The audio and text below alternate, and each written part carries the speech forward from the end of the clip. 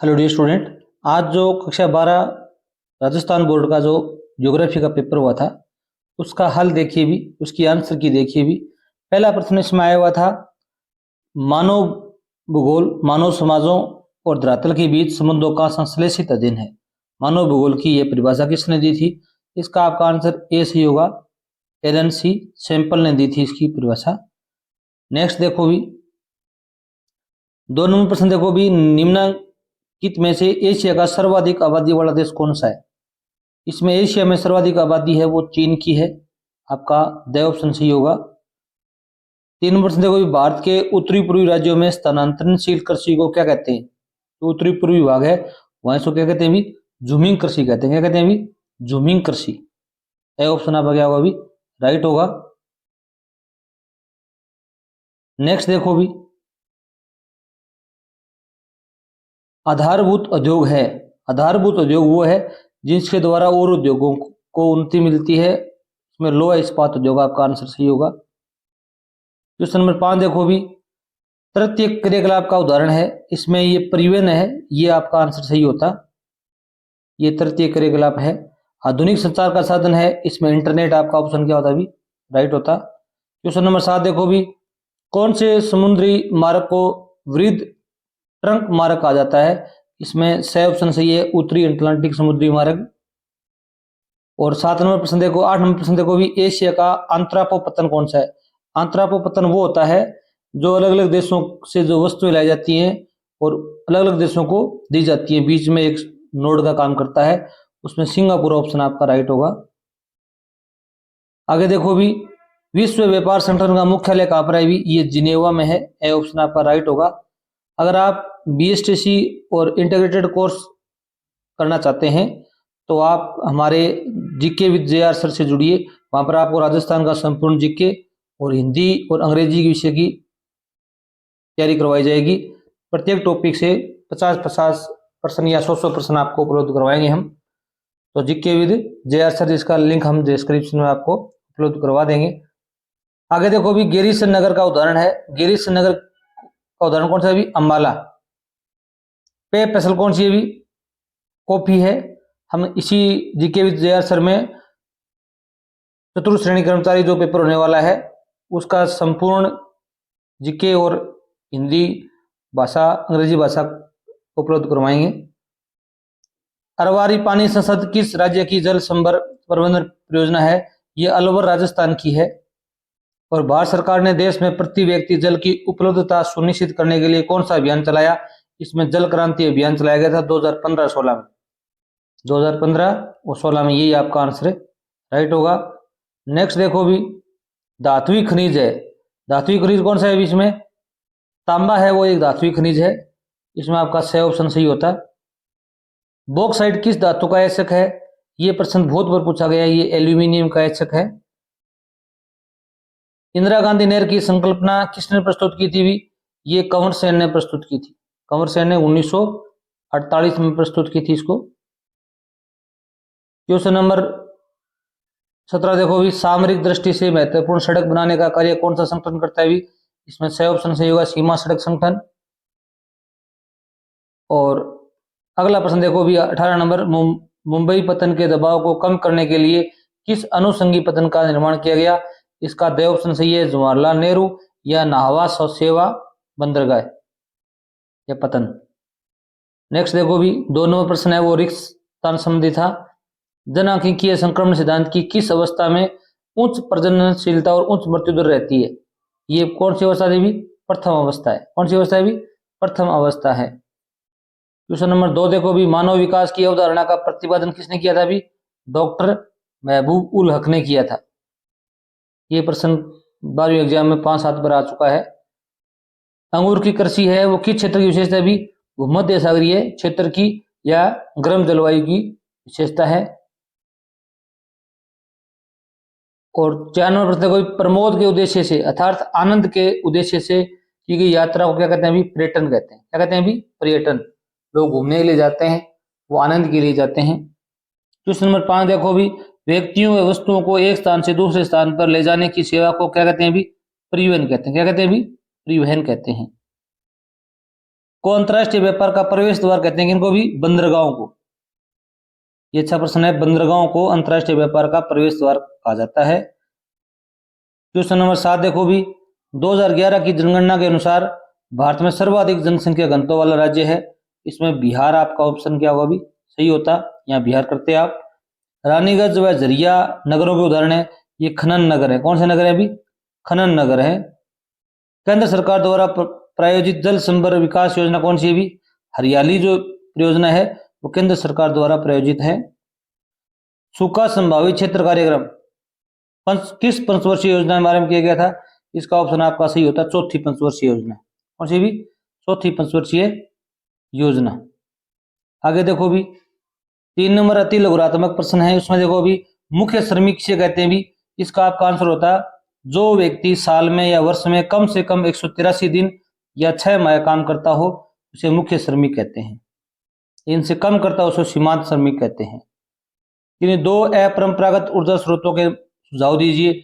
इसमें आप कई 2 नाम लिखने थे आपको, सौर ऊर्जा लिख सकते थे आप, पवन ऊर्जा लिख सकते थे, ज्वारीय ऊर्जा, जल ऊर्जा, बायोमास, भूतापीय ऊर्जा।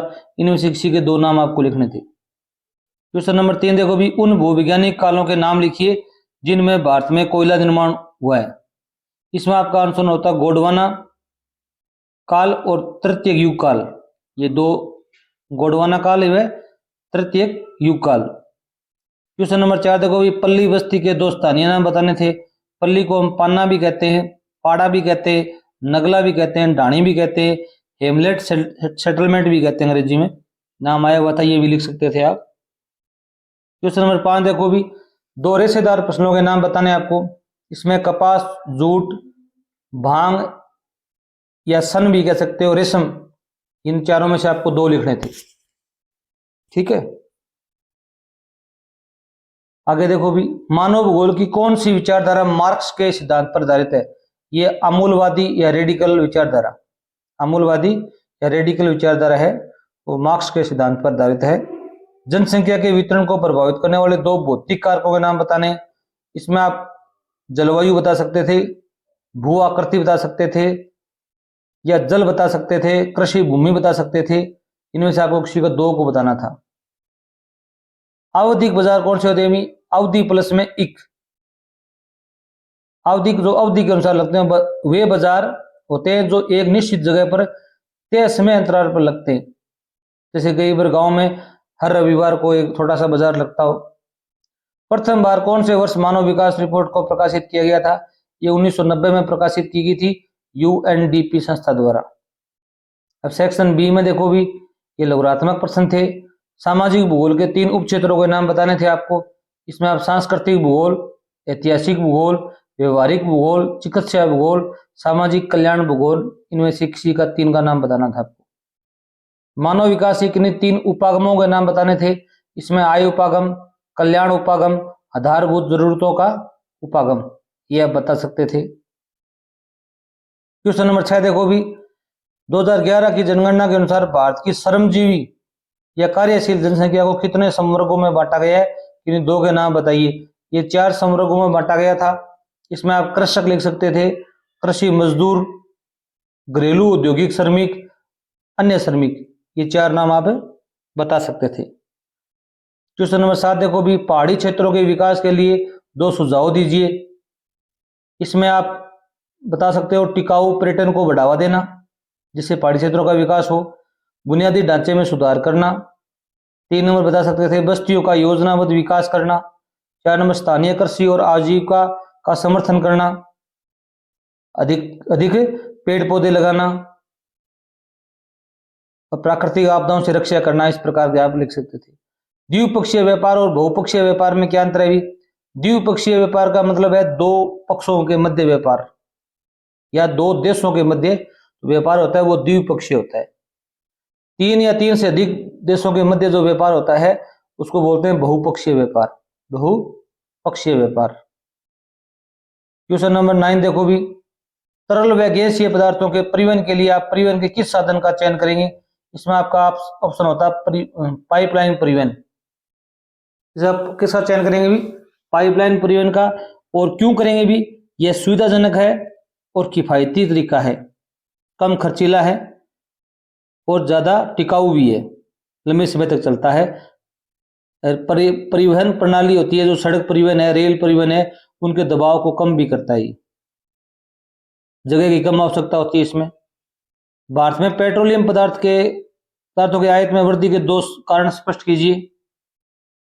इसमें आप बता सकते हो भारत में पेट्रोलियम की बढ़ती मांग और घरेलू उत्पादन में कमी, ये 2 कारण बता सकते थे आप।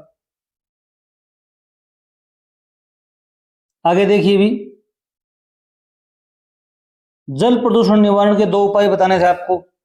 जो नदियों में, झीलों में, तालाबों में जो जल प्रदूषण हो रहा है, तो उसके लिए आप देख सकते थे नदी, तालाब, झील में स्नान नहीं करना। घर घर में सेफ्टी टैंक की व्यवस्था होनी चाहिए। जो खतरनाक कीटनाशकों का प्रयोग हो रहा है उस पर रोक होनी चाहिए। जल स्रोतों में पशुओं को नहीं नहलाना चाहिए।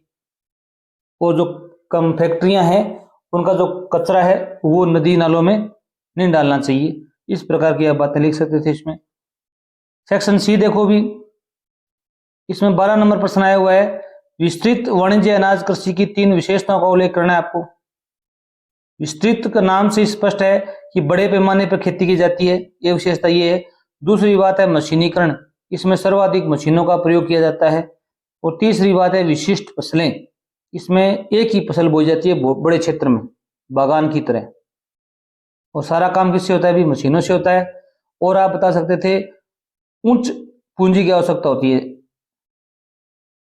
तलवासी पशुचारण के 3 क्षेत्रों को स्पष्ट कीजिए। अथवा में आया हुआ था, इसमें आप बता सकते थे उत्तरी अफ्रीका के एटलांटिक तट, यूरोप व एशिया के टुंड्रा प्रदेश, और दक्षिणी गोलार्ध में दक्षिणी पूर्वी अफ्रीका व मेडागास्कर द्वीप। इनका आपको नाम बताना था। आगे देखिए भी, 13 नंबर प्रश्न आया हुआ है। पनामा नहर व स्वेज नहर की तुलना अवस्थिति व लाभ के आधार पर कीजिए। इसमें आप बता सकते थे पनामा नहर है वो मध्य अमेरिका में स्थित है, और स्वेज है वो मिस्र में स्थित है। और पनामा नहर है उसका निर्माण 1914 में हुआ था, और स्वेज का निर्माण 1869 में हुआ था। और जो पनामा है वो लॉक सिस्टम है, उसमें स्वेज में लॉक की जरूरत नहीं है। आंतरिक जलमार्ग से आप क्या समझते हैं? विश्व के किसी एक आंतरिक जलमार्ग का वर्णन कीजिए। आंतरिक जलमार्ग नदियों, नहरों, बांधों व क्रीकों का नेटवर्क होता है। इसमें आप एक आंतरिक जलमार्ग का वर्णन करना था आपको। मिसिसिपी नदी प्रणाली, एम्स्टर्डम राइन मार्ग का किसी का वर्णन कर सकते थे। 14 नंबर प्रश्न देखो भी, झाबुआ जिले में भू निम्नीकरण को रोकने के लिए किए गए 3 उपाय सुझाइए। इसमें आप बता सकते थे वन रोपण करना, मिट्टी के अकापर्दन रोकना, पशुचारण पर नियंत्रण करना। इनसे क्या होगा भी? भू निम्नीकरण कम होगा। वायु प्रदूषण के लिए उत्तरदायी कारक बताने थे आपको। वायु प्रदूषण के कौन कौन से कारक हैं भी? पहला था बढ़ती आबादी, बड़े उद्योग धंधे, वाहनों से निकला हुआ धुआं, पराली को जलाना, एसी से जो सीएफसी क्लोरोफ्लोरोकार्बन गैस निकलती है वो भी वायु प्रदूषण का उदाहरण है। वनों की अंधाधुंध कटाई। इन 6 में से आप कोई या 6 लिख सकते थे। 15 नंबर प्रश्न देखो भी, आधुनिक बड़े पैमाने पर होने वाले विनिर्माण उद्योगों की किन्हीं 4 विशेषताओं का वर्णन कीजिए। जो आधुनिक बड़े पैमाने विनिर्माण उद्योग है उनकी विशेषताएं बतानी चाहिए। पहला है कौशल का विशिष्टीकरण, इसमें कौशलता की बहुत ज्यादा जरूरत होती है। यंत्रीकरण, मशीनों की आवश्यकता होती है। और प्रौद्योगिकीय नवाचार होना चाहिए इसमें। और उच्च पूंजी निवेश होना चाहिए, पूंजी की बहुत ज्यादा आवश्यकता पड़ती है। आकार के आधार पर उद्योगों के कितने प्रकार हैं? आपका उत्तर होता 4 प्रकार हैं। कुटीर उद्योग, लघु उद्योग, मध्यम और वृहत उद्योग। 16 नंबर प्रश्न देखिए अभी, भारतीय कृषि की किन्हीं 4 समस्याओं का विश्लेषण करना था आपको। इसमें आप बता सकते थे मिट्टी का क्षरण, भूमि सुधारों की कमी है भारत के अंदर, कम उत्पादकता है भारत के अंदर, और अनियमित मानसून है भारत के अंदर। ये 4 कारण बता सकते थे आप। भारतीय कृषि की किन्हीं 4 प्रकार बताने थे। कृषि भारतीय वाणिज्य कृषि, जीविका कृषि, निर्वाह कृषि, गहन कृषि, मिश्रित कृषि, चावल प्रधान, चावल विहीन कृषि। इनका आप नाम बता सकते थे, वर्णन कर सकते थे। अब 2 देखो मैप आए हुए थे। पहला मैप विश्व का मैप देखो भी, इसमें लंदन भरना था तो यहाँ पर ये लंदन है, ये शिकागो है, और ये मुंबई है, और एक यहाँ पर सिडनी आया था, जो कि क्या है अभी ऑस्ट्रेलिया के दक्षिणी पूर्वी हिस्से में है। और भारत का जो मैप था उसमें आए थे, एक कांडला बंदरगाह आया था, कोलकाता बंदरगाह ये रहा, पारादीप बंदरगाह ये रहा, और विशाखापट्टनम बंदरगाह ये रहा। अगर आपको वीडियो अच्छा लगा हो, चैनल जरूर सब्सक्राइब करना, और आप जीके सीखना चाहते हैं, आगे कंपटीशन की तैयारी करना चाहते हैं, तो हमारा चैनल है जीके विद JR सर से जरूर जुड़िए। हम उसका डिस्क्रिप्शन में लिंक भी उपलब्ध करवा देंगे। थैंक्स।